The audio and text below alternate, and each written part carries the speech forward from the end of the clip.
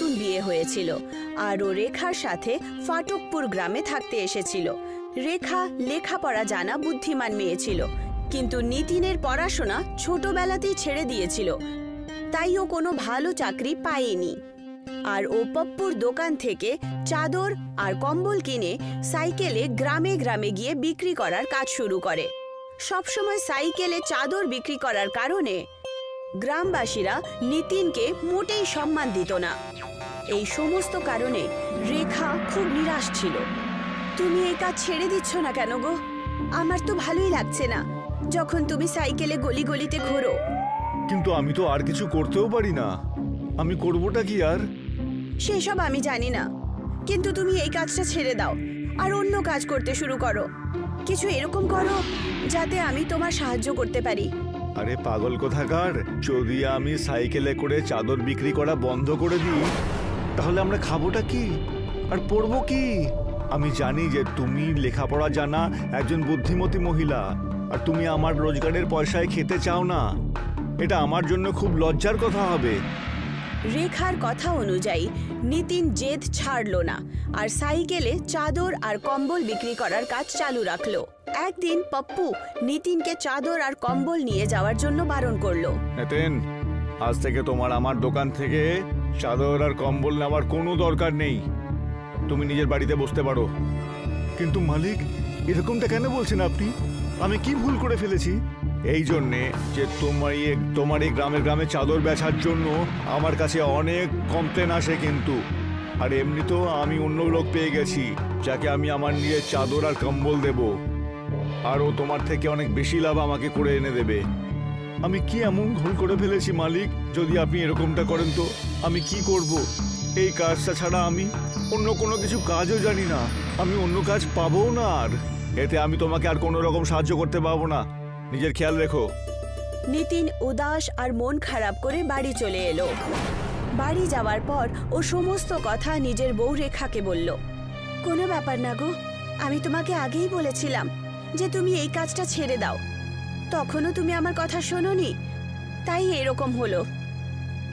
তুমি ঠিকই বলেছো ভাগ্যবান, আমার সেদিনকে তোমার কথাটা শোনা উচিত ছিল। কিন্তু নিতিনের মন খারাপ দেখে রেখা কিচেন থেকে পায়েস নিয়ে আসে আর বলে, আমি আজ তোমার পছন্দের পায়েস বানিয়েছি, যেটা খেয়ে তোমার খুব ভালো লাগবে।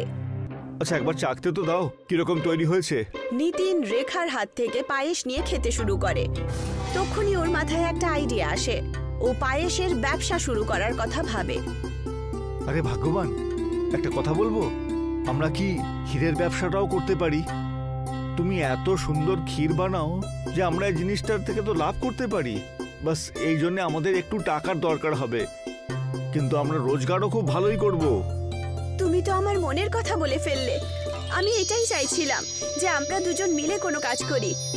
কিছু টাকা পয়সা আছে আমার কাছে, যেটা দিয়ে আমরা এই ব্যবসা শুরু করতে পারি। আমরা কাল থেকেই পায়েস বানিয়ে বিক্রি করতে শুরু করব। আর পরের দিনই নিতিন আর রেখা পায়েসের দোকান খুলে ফেললো। প্রথম দিনই তাদের বিক্রি ভালো হলো, লোকেরা মন ভরে পায়েস খেতে শুরু করলো আর নিতিনের রোজগারও ভালো হলো। আমাদের এই টেকনোলজিটা কাজ করে গেছে মনে হচ্ছে। আমি জীবনে এই প্রথমবার নিজে থেকে কিছু করার চেষ্টা করলাম এবং সাকসেসফুলও হয়ে গেলাম। ভগবান করুক যেন এভাবেই আমাদের লাভ বাড়তে থাকে। অবশেষে তোমার সাথে আমি যে আছি। চলো এখন তুমি দুধ নিয়ে এসো, আমরা কালকের দোকানের জন্য জিনিসও কিনে নেব। নিতিন দুধ আনতে রমেশের দোকানে যায়। রমেশের দুধের দোকানে গিয়ে ও দেখতে পায় যে ওখানে ওর পুরনো মালিক পপ্পু বসে আছে, যে রমেশের অনেক ভালো বন্ধু। আরে নিতিন ভাই, এসো, বলো আজ কতটা দুধ দরকার? আজ আমার 20 লিটার দুধ দরকার। 20 লিটার দুধ? তুমি কি দুধের ব্যবসা শুরু করে দিলে নাকি? না রমেশজি, আমি আর আমার স্ত্রী আমরা এই দুধের ক্ষীর বানিয়ে বিক্রি করব। এইটুকু বলে নিতিন দুধ নিয়ে নিজের বাড়ি চলে যায়। কিন্তু পপ্পুর এই কথাটা মোটেই ভালো লাগে না। ও রমেশের সাথে মিলে পরিকল্পনা করতে শুরু করে। এ 2 পয়সার মানুষ একটা আজ এত বড় কথা বলছে। কিছুদিন আগে আমিও ওকে চাকরি থেকে বার করেছিলাম, আজকে আমার সামনে এত গরম দেখিয়ে চলে গেল। এরা দুজনে স্বামী স্ত্রী মিলে খুব পরিশ্রম করছে।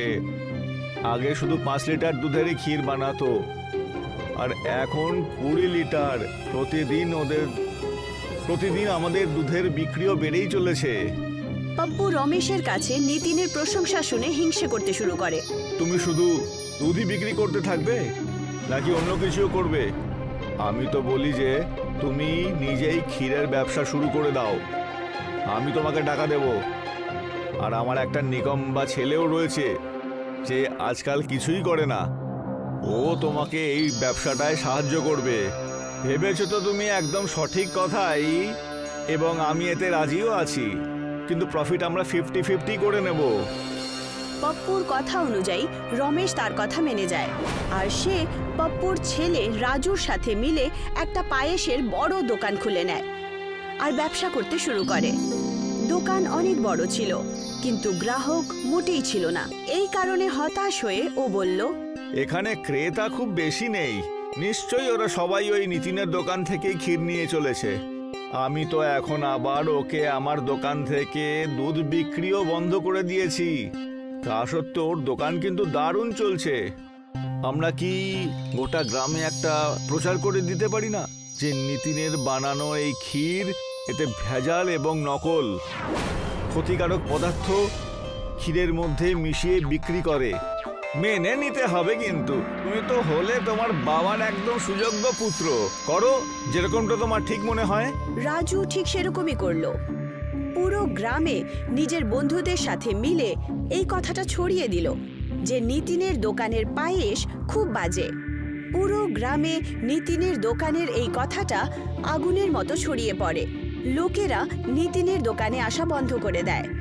এই কারণে নিতিন আবার দুঃখ পায়। এটা নিশ্চয়ই ওই পাপ্পু আর ওর ছেলে রাজুর চাল এটা, আর তাতে রমেশ ভাইও প্রশ্রয় দিয়ে চলেছে, কারণ এর থেকে ও প্রফিট পাচ্ছে। আমাদের গ্রাহক আর আমাদের দোকানে আসছে না গো। জানি না এই কথাটা আমাদের ব্যাপারে কে ছড়িয়েছে। আমার কাছে একটা উপায় আছে। আমরা গ্রামে গ্রামে গিয়ে প্রচার করে দিই যে আমরা মাটির পায়েস বানাচ্ছি। মাটির তৈরি ক্ষীর? সেটা আবার কি? আমি বোঝাচ্ছি। লোকেরা মনে করছে যে আমরা নকল পায়েস বানাচ্ছি। আমরা জোর সোরে নিজের মাটির পায়েসের বিজ্ঞাপন দেব, আর প্রত্যেক জায়গায় পোস্টার আর প্রচার করে দেব, আর মাটির বাসনে ওদের সামনেই পায়েস বানিয়ে দেখিয়ে দেব। এতে আমাদের প্রচারও হবে আর আমাদের ব্যবসাও শুরু হয়ে যাবে। তাহলে দেরি করছো কেন? শুধু আমি এখন থেকেই এর সমস্ত ব্যবস্থা শুরু করে দিচ্ছি। রেখার এরকম বলার পরে নিতিন পুরো গ্রামে প্রচার করে দেয়। মাটির পায়েসের চর্চা পুরো গ্রামে হতে শুরু করে। লোকেরা মাটির পায়েস দেখার জন্য দূর দূর থেকে আসলো। যখন লোকেরা মাটির পায়েসকে দেখলো, তখন লোকেরা অবাক হয়ে গেল আর নিতিনের দোকান থেকে পায়েস নিয়ে খেতে শুরু করে। লোকেদের এত ভালোভাবে পায়েস খেতে দেখে রেখা বলল, এই পায়েসে মাটির সমস্ত গুণ রয়েছে। এই পায়েস আমাদের শরীরের জন্য খুবই পৌষ্টিক আর আমাদেরকে শক্তিও দেবে, আর তার সাথেই ক্যালসিয়াম, ভিটামিন এইসবও দেয়। জানেমান, শেষ পর্যন্ত তোমার এই বিচার বুদ্ধি কাজে লেগেই গেল। তুমিও না। রেখা আর নিতিনের ব্যবসা আগের থেকে দ্বিগুণ বেড়ে যায়, আর রমেশ এই কারণেই তার দোকান বন্ধ করে দেয়। পপ্পু আর তার ছেলে রাজু যেন হাসাটা ভুলেই গেছিল, আর অন্যদিকে নিতিন আর রেখা দুজন স্বামী স্ত্রী হাসি খুশি থাকতে লাগলো। কোনো এক সময়ের কথা, জঙ্গলে খরগোশ, শিয়াল আর পান্ডা একসঙ্গে বসেছিল। আমার খুব খিদে পেয়েছে। পেটুক, তোর তো দেখছি সব সময় খিদে পায়। যাও গিয়ে জঙ্গল থেকে কিছু ফল খেয়ে নাও। আমাকে কিছু মিষ্টি বা অন্য কিছু খেতে হবে। তাহলে আলাদা মিষ্টি কোনো ফল জঙ্গলে নেই। আমি বলছিলাম আমার মিষ্টি খেতে ইচ্ছা করছে। কিন্তু দাদা, আমার কাছে তো মিষ্টি নেই। তিনজনই ভাবতে শুরু করলো, আচ্ছা আমরা মিষ্টি বানালে কেমন হবে? তাহলে দারুণ হবে, কিন্তু আমরা কি বানাবো? পায়েস। পায়েসের নাম করতেই তিনজনেরই জিভে জল চলে এলো। আমি কিন্তু পায়েস খুব ভালো বানাই। তাহলে ওই কথাই রইলো, আমরা পায়েস বানাবো। একটা কাজ করি, আমি বরং বাইরে যাই আর জিনিসপত্র আনি। পান্ডা দাদা, তুমি পায়েসের জন্য চাল নিয়ে এসো। শেয়াল, তুমি দুধ আর আমি চিনি নিয়ে আসি। তিনজন বিভিন্ন দিকে চলে গেল। শেয়াল পৌঁছে গেল দুধওয়ালার বাড়ির বাইরে আর আড়াল থেকে দেখতে লাগলো। যখন দুধওয়ালা নিজের ঘরে গেল তখন শেয়াল একটা দুধের হাঁড়ি চুরি করে নেয় আর ওখান থেকে চলে যায়। খরগোশ লাফাতে লাফাতে পৌঁছায় বানিয়ার দোকানে। তখন সেখানে কেউ ছিল না। খুব ভালো, দোকানে কেউ নেই।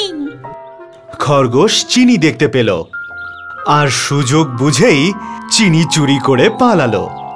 পান্ডা পৌঁছলো ধানের ক্ষেতে আর পান্ডা কিছু ধান তুলে একটা বস্তায় ভরে জঙ্গলে চলে যায়। বাঁশঝাড়ের কাছে তিনজনে ফিরে আসে আর পান্ডা ধান ঝাড়তে থাকে আর সেখান থেকে চাল বেরিয়ে আসে আরও অনেকটা চাল জড়ো করে। শেয়াল দুধের হাঁড়িটা ওখানে রাখে আর খরগোশ চিনি। তিনজনেই ভীষণ খুশি হয়। আর কিসের অপেক্ষা, চলো তাড়াতাড়ি পায়েস বানাই। আমি আগুনের ব্যবস্থা করছি। পান্ডা কিছু ডালপালা আর পাথর নিয়ে আসে আর সেগুলো দিয়েই উনুন তৈরি করে আর পাথর ঘষে আগুন জ্বালায়। দারুণ দাদা, এবার আমি পায়েস বানাবো। শেয়াল দুধের হাঁড়িটা আগুনের উপরে রাখে আর তারপর তার মধ্যে চাল আর চিনি দিয়ে দেয় আর একটা ডাল দিয়ে সেটা ঘোরাতে থাকে। তিনজনের নজর শুধু পায়েসের উপরেই ছিল। শেয়াল অনেকক্ষণ ধরে পায়েসটা জ্বাল দেয় আর আস্তে আস্তে পায়েসের গন্ধ ছড়িয়ে পড়ে। তিনজনেই ভীষণ খুশি ছিল কারণ পায়েসটা হয়ে গিয়েছিল। পায়েস তৈরি হয়ে গেছে। তাহলে অপেক্ষা কিসের? আমার কিন্তু মনে হচ্ছে যে আমাদের গায়ে খুব ময়লা জমে আছে। আচ্ছা, আমরা স্নান করে এসে তারপর পায়েস খাই। ময়লা তো আমার গায়ে আছে। তাহলে চলো নদীতে স্নান করে আসি। তিনজনই নদীর সামনে পৌঁছয়। ওরে বাবা রে, এই জল তো খুব ঠান্ডা। আমি চললাম পুকুরে স্নান করতে। তোমরা দুজন স্নান করে পায়েস খেতে চলে এসো কিন্তু, ঠিক আছে? আচ্ছা ঠিক আছে, আমরা পৌঁছে যাব। খরগোশ আর পান্ডা নদীতে ঝাঁপ দেয় আর খেলা শুরু করে। দুজনে একে অপরকে জল ছেটাতে থাকে। চলো দাদা, আমারও তর্স হয়েছে না, আমরা গিয়ে বরং পায়েস খাই। তাড়াতাড়ি চলো। দুজনে যখন পায়েসের হাঁড়িটার কাছে পৌঁছয় তখন পায়েসের হাঁড়িটা দেখে দুজনে অবাক হয়ে যায়। হ্যাঁ, আমাদের পায়েস কে খেলো? আরে কিছুক্ষণ আগে তো পায়েস এখানেই ছিল। মনে হচ্ছে ওই শিয়ালটা আমাদের বোকা বানিয়েছে, ওই পুরো পায়েসটা খেয়েছে। তখন শেয়াল ওখানে পৌঁছলো পুকুর থেকে স্নান করে। এ কি, তোমরা পুরো পায়েসটা খেয়ে নিলে? আমরা তো পায়েস খাইনি। আমরা যখন এখানে পৌঁছলাম তখন হাঁড়িটা খালি পড়েছিল। কি, তাহলে এই পায়েসগুলো সব খেলো কে? ওরা তখন চিন্তায় পড়ল। আমার কিন্তু মনে হচ্ছে অন্য কোনো প্রাণী এই পায়েস খেয়ে গেছে। ছাড়ো, বাদ দাও, আমরা অন্য সময় পায়েস খাবোখন। শিয়ালের এমন কথা শুনে খরগোশের ওর উপর সন্দেহ হয়। পায়েস আমাদের মধ্যে কেউ খেয়েছে, কিন্তু কে? কে খেয়েছে সেটা এই পাত্রটা বলবে। চলো আমার সাথে, চলো সবাই। তিনজনেই এই হাঁড়িটা নিয়ে নদীর ধারে পৌঁছে যায়। আমরা এই হাঁড়িটা দিয়ে কি করব? আমরা এখন এই পাত্রটাকে নদীতে ভাসাবো উল্টো করে, আর এটার উপর বসে বলবো পায়েস আমি খেয়েছি, তাহলে আমি নদীতে ডুবে যাব। আর যে সত্যি সত্যি পায়েস খেয়েছে সেই নদীতে ডুবে যাবে, বুঝেছো? হ্যাঁ ঠিক আছে। তাহলে সবার আগে কে যাবে? খরগোশ নদীতে হাঁড়িটা উল্টো করে ফেলে আর তার উপর চড়ে বসে। যদি আমি পায়েস খেয়ে থাকি তাহলে আমি নদীতে ডুবে যাব। খরগোশ নদীতে ডুবে যায়নি। তারপরেও বলল, শিয়াল এবার তোমার পালা। শেয়াল ভীষণ ভয় পেয়েছিল, তবুও ও হাঁড়িটার কাছে যায় আর ভয়ে কাঁপতে থাকে। যদি আমি পায়েস খেয়ে থাকি। আমি আগেই জানতাম তুমি মিথ্যে কথা বলছিলে। মিথ্যে কথা বলার জন্য তোমার পা কাঁপতে লাগলো আর তুমি পড়ে গেলে। তুমি যে এটা করবে সেটা আমরা ভাবতে পারিনি। আমায় ক্ষমা করে দাও। আমি ভাবলাম যে তোমরা দুজন কোনোদিনও জানতে পারবে না, আর আমি পুরো পায়েসটা একাই খেয়ে ফেলবো। ক্ষমা করে দাও আমায়, আর কখনো এরকম হবে না। শেয়ালি যে চুরি করেছিল সেটা ধরা পড়ে গেল। সেই জন্যেই কথায় বলে, মিথ্যে বেশি দিন লুকিয়ে থাকে না। আর আমাদেরও কখনো মিথ্যে বলা উচিত নয়, আর বন্ধুদেরকে কখনো ঠকানো উচিত নয়। একটা গ্রামে পুষ্পা নামের খুবই লোভী মহিলা মিষ্টির দোকান চালাতো। পুষ্পা স্বভাবে খুবই কিপটে আর লোভী ছিল। একদিন পুষ্পার দোকানে রাবড়ি বানানোর লোকটা মোহন তার দোকানে একটু দেরি করে আসলো। মোহন, তুই এখন এসেছিস দোকানে? দেরি করে আসার জন্য ক্ষমা চাইছি পুষ্পা দিদি। আমার বউয়ের শরীরটা খুব খারাপ রয়েছে। তুই আজকালকার আলসি আর বেকার লোকেরা বউয়ের গোলাম হয়ে যাস। আমি তোকে আজকের টাকা দেব না। হ্যাঁ, এমন করে বলবেন না পুষ্পা দিদি। আমি তো আজকে আপনার কাছে এসে পয়সা বাড়ানোর কথা বলতে চাইছিলাম। কি বললি? আরে তোর মধ্যে লজ্জা টজ্জা আছে কি না, নাকি সেটাও বিক্রি করে খেয়ে ফেলেছিস? একটা কথা কান খুলে শুনে নে মোহন, আমি তোর বেতন থেকে একটা টাকাও বাড়াবো না। দেখুন পুষ্পা দিদি, আপনার দোকানের রাবড়ি কিন্তু দূর দূরান্ত পর্যন্ত ছড়িয়ে রয়েছে, আর সেই দোকানের রাবড়ি কিন্তু আমি তৈরি করি। তাই ভুলে যাবেন না যে অন্য দোকানদারের লোকেরা আমার পেছনে ঘুরে বেড়ায় সব সময়। আপনি যদি আমার বেতন না বাড়ান তাহলে আমাকে বাধ্য হয়ে এখান থেকে কাজ ছেড়ে অন্য জায়গায় যেতে হবে। আরে তাহলে এক্ষুনি ছেড়ে চলে যা না। তোর কি মনে হয় আমার দোকানের রাবড়ি তোর কারণে প্রসিদ্ধ? ঠিক আছে, আমিও আপনার দোকান আর কখনো কাজ করতে চাই না। আমার হিসেব করে দিন, আমি চলে যাচ্ছি। আরে কিসের হিসেব আর কিসের পয়সা? একটা পয়সাও দেব না আমি তোকে। যা করার সেটা করে নে। মোহন অনেক চেষ্টা করলো। মোহন চোখে জল নিয়ে অন্য হালুয়াইয়ের দোকান সুরেশের দোকানে চলে যায়। আমি জানি মোহন যে ওই পুষ্পা একজন খুব লোভী আর বাজে মহিলা। ও তোকে টাকা পয়সা দেবে না। তুই যেই পয়সা বাড়ানোর কথা তাকে বললি, ও তোকে কাজ থেকে বের করার অজুহাত পেয়ে গেল, তাই না? আর বেইমানি করারও। আমি 5 বছর ধরে ওনার দোকানে কাজ করছি, ঠিক কি না বলো? আর এই 5 বছরে আমি কখনো ওনাকে নালিশ করার সুযোগ পর্যন্ত দিইনি। আমি খুব ভালো রাবড়ি তৈরি করি। আমি জানি মোহন, তোর তৈরি করা রাবড়ি অনেক দূর দূরান্ত ছড়িয়ে রয়েছে। সেই জন্য তুই আজ থেকে আমার দোকানে রাবড়ি তৈরি করবি। আর হ্যাঁ, যত পুষ্পা তোকে মাইনে দিত আমি তার থেকে দ্বিগুণ বেশি তোকে দেব। সুরেশের কথা শোনার পর মোহন খুশি হয়ে বলে ওঠে, দেখো চাচা, পুষ্পা দিদির দোকানের রাবড়ি আর বেশি দিন বিখ্যাত থাকবে না। হ্যাঁ, কারণ ওই রাবড়ি তো আমি তৈরি করতাম। কিছুদিন পর জমিদারের বউ আরতি, যে পুষ্পার বন্ধুও ছিল, পুষ্পার দোকানে রাবড়ি খাওয়ার জন্য যায়। কিন্তু রাবড়ি খাওয়া মাত্রই সে রাগের চোটে লাল হয়ে পড়ে। আরতি চিৎকার করে বলে ওঠে, পুষ্পা, পুষ্পা, কোথায় তুই? কি হয়েছে আরতি? আজকের রাবড়িটা কি তোর ভালো লাগলো না নাকি? আরে এটা রাবড়ি না সিঙ্গারার চাটনি? এতে তো একদম মিষ্টি নেই। আগে তো তোর রাবড়ি খুব ভালো ছিল, হঠাৎ করে এই রাবড়ি কি হয়ে গেছে বলতো? চিন্তা করিস না আরতি, আজকে হয়তো ভুল করে আমার চাকর রাবড়ি বানাতে পারেনি। হয়তো কাল থেকে তুই কমপ্লেন করার সুযোগই পাবি না। পুষ্পার কথা শোনার পর আরতি ওখান থেকে চলে যায়। পুষ্পার চাকর দীনেশ পুষ্পাকে বলে, আরে রাবড়ি তো মোহনই সব থেকে ভালো বানাতো পুষ্পা দিদি। আপনি ওনাকে ধাক্কা দিয়ে বাইরে বের করে দিলেন তো? তুই নিজের মুখ বন্ধ রাখ। এই রমেশেরও এরকমই মনে হতো। কিছুদিন পর দেখিস আমার দোকানে রাবড়ি নিতে লোক কি করে লাইন লাগায়। আরে তোরা তো কালকেরই বাচ্চা। আমি রাবড়ির ব্যবসা করছি পুরো 20 বছর ধরে। আমি আমার নিজের বাড়ি, গাড়ি সবকিছু রাবড়ি বিক্রি করেই কিনেছি। কিছুদিন পর পুষ্পার দোকানে রাবড়ি নেওয়ার ভিড় জমা হয়ে যায়। গ্রামের যে কোনো লোক সুরেশের বা অন্য কারোর দোকান থেকে রাবড়ি কেনার জন্য রেডি ছিল না। পুষ্পার দোকানকে ছেড়ে গ্রামের সমস্ত মিষ্টির দোকানে কুকুর আসতে শুরু করে। এটা দেখে মোহন সুরেশকে বলে, আমি এত ভালো রাবড়ি তৈরি করি বাবু, তাও আমাদের রাবড়ি খাবার জন্য কেউ তৈরিই হচ্ছে না।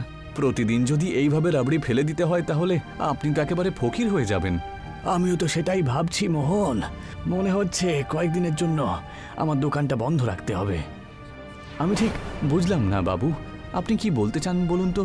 মোহন, পুষ্পা দিদির দোকানে কাজ করে মাত্র 5 বছর হয়েছিল, আর আমি 20 বছর ধরে দেখছি যখনই লোকেরা পুষ্পা দিদির দোকানে রাবড়ি খাওয়া বন্ধ করে দেয় তখনই কয়েকদিনের মধ্যে হঠাৎ করে তার দোকানে ভিড় চলে আসে।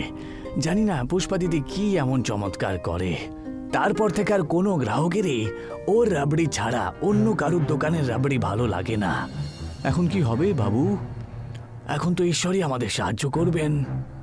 কিছুদিন পর সুরেশের দোকানে একটা পাগল ব্যক্তি এসে দাঁড়িয়ে পড়ে আর কিছু খাবার চাইতে শুরু করে। ওই পাগল ব্যক্তি হাতে 2টো মাটির কলসি ধরে রেখেছিল। বাবু, মনে হচ্ছে এই লোকটা মানসিকভাবে ঠিক নেই। মনে হচ্ছে কিছু খায়নি ও। ওর অবস্থা দেখে তো মনে হচ্ছে যে ওর কাছে পয়সা করে কিছুই নেই, আর এই বেচারা অনেক দিন ধরে না খেয়েই রয়েছে, তাই না? ওকে কিছু খেতে দিয়ে দাও।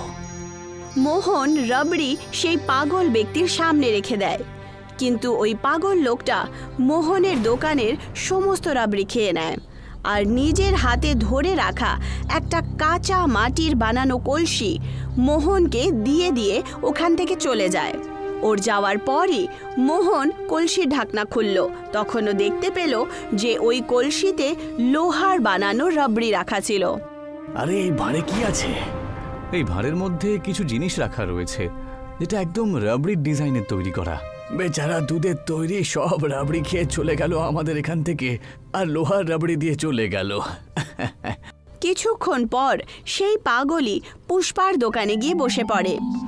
দিনেশ পুষ্পার নজর থেকে লুকিয়ে কিছু রাবড়ি ওই পাগল লোকটাকে খাওয়ায়। রাবড়ি খাওয়ার পর পাগল ওখান থেকে যেতেই শুরু করলো। আরে কোথায় যাচ্ছ? রাবড়ি খেয়েছো তো টাকা দিয়ে যাও না। আরে ছেড়ে দিন না পুষ্পা দিদি, ও তো পাগল, তাই না? আরে পাগল তো কি হলো?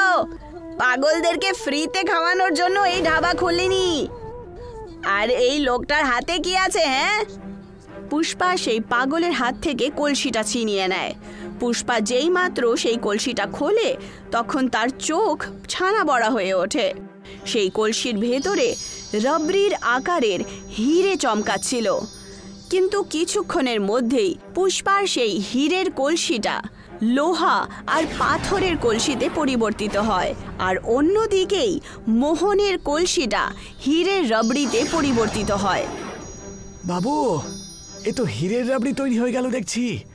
ওই পাগল লোকটা কোনো মায়াবী লোক ছিল। মোহন আর সুরেশ খুব ধনী হয়ে ওঠে। ওদের দুজনের এইরকম উন্নতি দেখে পুষ্পার চাকর দিনেশ পুষ্পাকে বলে ওঠে, একে ওই পাগলটা আপনার কাছে ফ্রিতে রাবড়ি খেয়ে গেল, আর হীরের রাবড়ি মোহন আর সুরেশকে দিয়ে দিল। আমার মনে হচ্ছে ওই হীরের রাবড়ির মধ্যে আপনার অধিকার ছিল, তাই না? এটা শুনে পুষ্পা রাগের চোটে মুখ লাল করে নেয়। ও সঙ্গে সঙ্গে কিছু গুন্ডাদেরকে নিয়ে সুরেশ আর মোহনের দোকানে পৌঁছে ওদের কাছে মারপিট শুরু করে দেয়। কিছুক্ষণ পর ওখানে গ্রামের লোকেদের ভিড় জমা হয়ে যায় আর পুলিশও চলে আসে, যারা পুষ্পারই পক্ষে ছিল। ওই পাগলটা যে হীরের রাবড়ি তোদের দুজনকে দিয়েছিল সেটা আমার ছিল। ভুলবশত সে ওই কলসিটা আমাকে দিয়ে গেছিল। এটা একেবারেই অন্যায়। নিজের মুখ বন্ধ রাখ আর চুপচাপ আমাকে হীরের কলসিটা ফেরত দিয়ে দেখুনি। পুষ্পা ওদের দুজনের কাছে খুব বাজেভাবে ঝগড়া করছিল। তক্ষুনি ওখানে সেই পাগলটাই পৌঁছে যায়। আমি তো ভাবলাম যে এখন আর তোমার সেরকম আগের মতো লোভ নেই, কিন্তু যত দিন যাচ্ছে তোমার লোভ তো বেড়েই চলেছে। পুষ্পা সেই পাগল ব্যক্তির আওয়াজটা বুঝতে পেরে যায়। সেই আওয়াজটা ছিল তার বরের, যে অনেক বছর আগে হারিয়ে গেছিল। গ্রামবাসীরা 20 বছর আগে মোহনের বাবা কয়লা খনিতে হিরে পেয়েছিল, বুঝতে পেরেছো? ওই অসহায় মানুষটা আমাকে নিজের মনে করে ওই হিরে এক রাতের জন্য রেখে দিয়েছিল আমার কাছে। আমার স্ত্রী পুষ্পা একজন লোভী মহিলা ছিল। 20 বছর আগে একটা দুর্ঘটনায় আমার আর মোহনের বাবার জীবন চলে যায়। আর সেই থেকে আমি মোহনকে হিরেটা দেবার জন্য ছটফট করছিলাম, কিন্তু পুষ্পার কারণে আমি বারবার ব্যর্থ হই। আর আমি জানতাম যে পুষ্পার এই লোভই এখানে টেনে নিয়ে আসবে। এইটুকু বলে হঠাৎ করে ওই পাগল ব্যক্তি গায়েব হয়ে যায়। পুলিশ পুষ্পাকে অ্যারেস্ট করে নেয়। জিজ্ঞাসাবাদ করার সময় পুষ্পা নিজের ভুল স্বীকার করে নেয়। আদালত পুষ্পাকে সারা জীবনের শাস্তি শুনিয়ে দেয়।